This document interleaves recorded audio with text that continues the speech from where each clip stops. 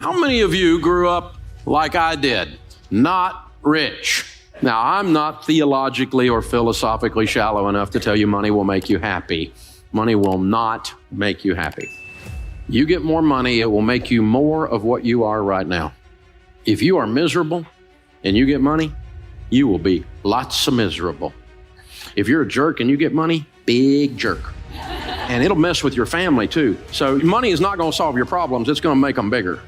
It's also going to make your opportunities bigger. If you're a generous person, your generosity will go into overdrive. You'll be outrageously generous. And you get a lot of money, we'll call you a philanthropist. Cool word that means you give a lot of it away and you have a blast doing it. You found the most fun you'll ever have with money when you find that. So we live in a cause and effect world. What you plant, you will harvest.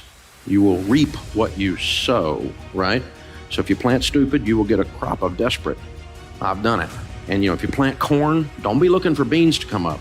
Don't be shocked by, because what you put into your life is what you're going to get out. So we found that there's 5 things that if you do these 5 things with money over a period of time, like 10 or 15 years, you will build a level of wealth 100% of the time. And now I said a level of wealth. I don't know what level because I can't predict car wrecks and cancer. I can't predict tragedy. And I don't know what your income will be. But if you're working and you do these 5 things, you will build a level of wealth 100% of the time. And this is not some prosperity thing, and it's not mystical or magical. When I cover these 5 things, they're all common sense. But common sense is so rare now, it's like having a superpower. So let's look at the 5. The first one is get on a budget. A written plan.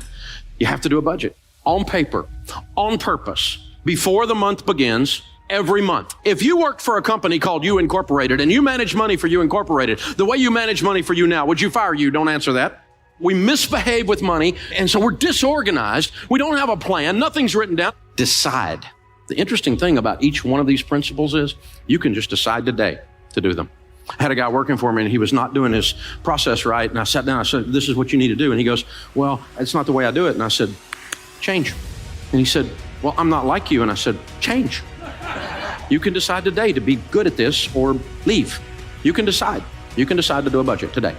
Get out a yellow pad or go free budget online, everydollar.com. You can decide today. I'm going to start managing money well today, because you're going to keep getting what you've been getting if you keep doing what you've been doing. You know this, right? Sowing and reaping. And the second one is you need to get out of debt. Now we know this one. You knew Dave Ramsey was going to talk about getting out of debt because you know the Bible says the borrower is slave to the lender. It's real. Now here's the deal. Think about this. Your most powerful wealth building tool is your income. Let me show you what slavery looks like. This week, they came out with new data that shows that the average car payment in America today, according to the National Auto Dealers Association, is $499. That's dangerously close to $500. You take $500 a month and invest it from age 30 to age 70 in a decent growth stock mutual fund, you'll have $5.6 million. That's what a car payment costs you. So who'd you make rich? General Motors, Ford, Lexus, I don't know, Toyota, who was it? You made somebody rich. It wasn't you. And you're driving along in something you can't afford, scratching your head and wondering why your kid's college fund isn't funded. Because we're giving it all to somebody else. And they have nicer furniture in their building, have you noticed? Something's going on here, guys. And some people in here got a student loan that's been around so long you think it's a pet. You got MasterCard in your life. I mean, it's hard to be a slave if you don't have a master, so you might as well. We've discovered bondage and American distress. It just keeps going and going. And I've done it too, y'all. I'm not picking on anybody. I'm just saying, here's the deal. Think about this. What if you had no payments? Can't even get my head around that. Well, you're always going to have a car payment. I hear people say that. Little man can't get ahead. You're always going to have a car payment, so drive something nice. YOLO. Right? Which, by the way, is addressed in Proverbs. It says fool right after that. See, these are how we talk when we're losing. You can't get ahead. I sure hope we can elect a president who will fix my life. Not going to happen. Neither one of them got the goods, I'll just tell you. You're in charge of your life. It's the only one that's going to work. And that's what changes. So how do you get out of debt? Well, you have to decide to not borrow anymore. That's the first step, isn't it? We had plastic surgery at our house. Had a plastectomy. Decided we're not borrowing money anymore. MasterCard. Capital One. What's in your wallet? Money. You're weird, Dave. You're right. And I'm not broke anymore either. I decided I'm not living like this. I hadn't had a credit card in 30 years. You don't have a credit card? I don't have a credit card. That's my wallet. It's got green presidents' faces. And it's got 4 pieces of plastic in here, 2 debit cards, one on my business, one on my personal account, which will do everything your stupid credit card will do. I travel more than any 2 of you put together. Shut up. It works, okay? Dave, you're not getting airline miles. Yeah, I've met a lot of millionaires, and none of them said, Dave, I made it all on my airline miles. I hadn't heard that one, so I got my driver's license and my handgun carry permit. The third thing, once you're out of debt, then you need to be careful to foster high-quality relationships. What's that got to do with money? Everything. There's a huge correlation for those that build wealth and who they hang around with, because you become who you hang around with. Have you noticed that? You don't let your kids hang around with little juvenile delinquents, right? If little Johnny down the street's a weed head, you don't let your kid run with little Johnny because you know you're going to have a weed head in your house, right? We know this. So they come home with that mouth on them, and you're going, where'd you learn that? I'll get you knocked in the next week in this house. Where'd you think you could get away with that? I'll take you out and make another one look just like you. It's because they're hanging out with little Johnny, right? You know what happens. We're the same way, y'all. We're the same way. You talk like the people you hang around with. You read the books they talk about. If you don't read and all your friends watch The Bachelor, well, here's a clue. Okay, here's what's going on. If this is all you know about is reality TV that's not a reality, probably we need to change our diet, read a book. And so Charlie Tremendous Jones said 5 years from today, you'll be the same person you are today, except for the books you read and the people you meet. Don't be deceived. Evil company corrupts good habits. And do you know this? The studies have shown that over a 10-year period of time that your income will become within 10 to 20% of the average of your 10 closest friends' income. Because you have the same habits they've got. You have the same diet into yourself that they've got. You'll have it. You can't stop yourself from doing it.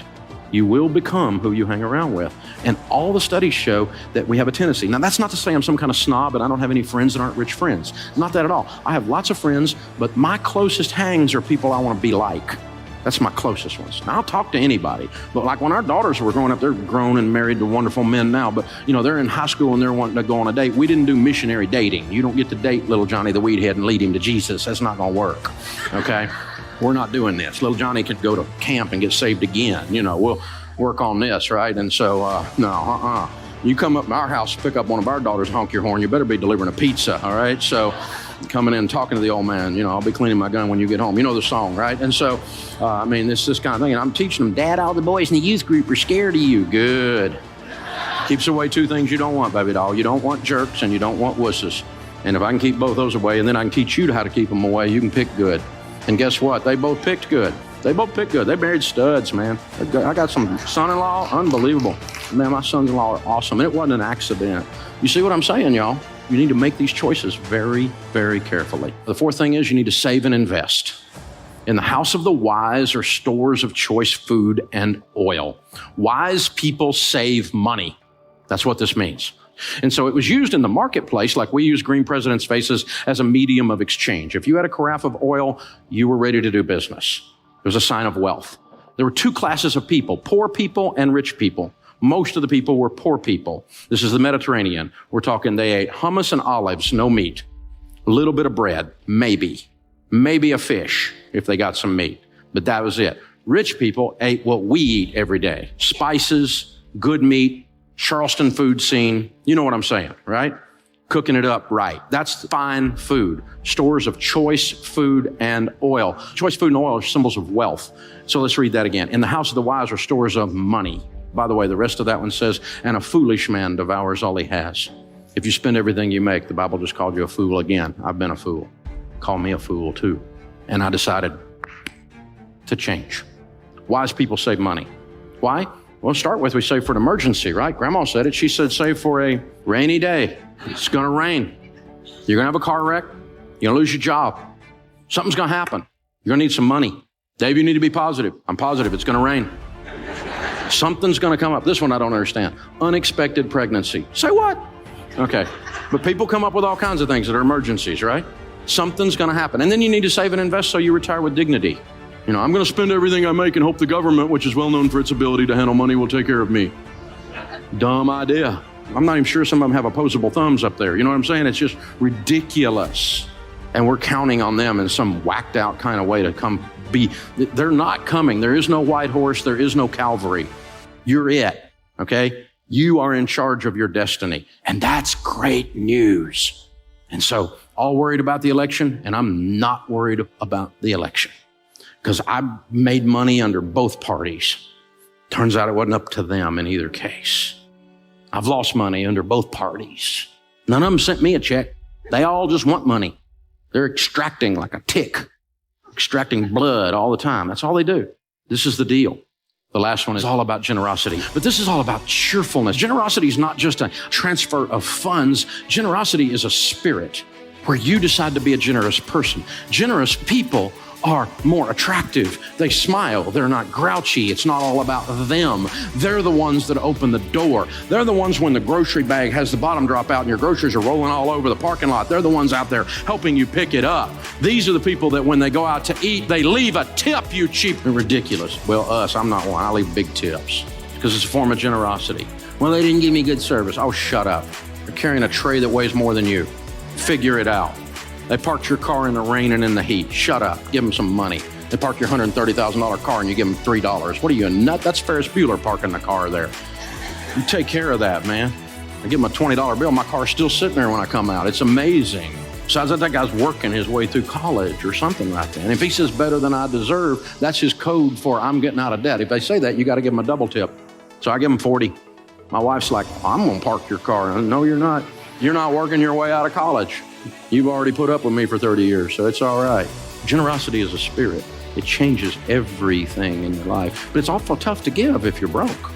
If you're in debt and you hadn't saved any money and you don't have a plan and you're not hanging out with other people who are givers.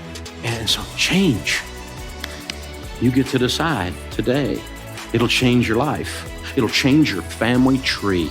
You will change everyone with your last name that follows you if you do these things. It's that powerful. It's unbelievable. The sorrows are deeper and the joys are higher. It changes everything. And when you move this money piece around, it gives you the tools to be that in the marketplace and to be that for your family and to get this monkey off your back and to get that elephant out of the room because he's got to go.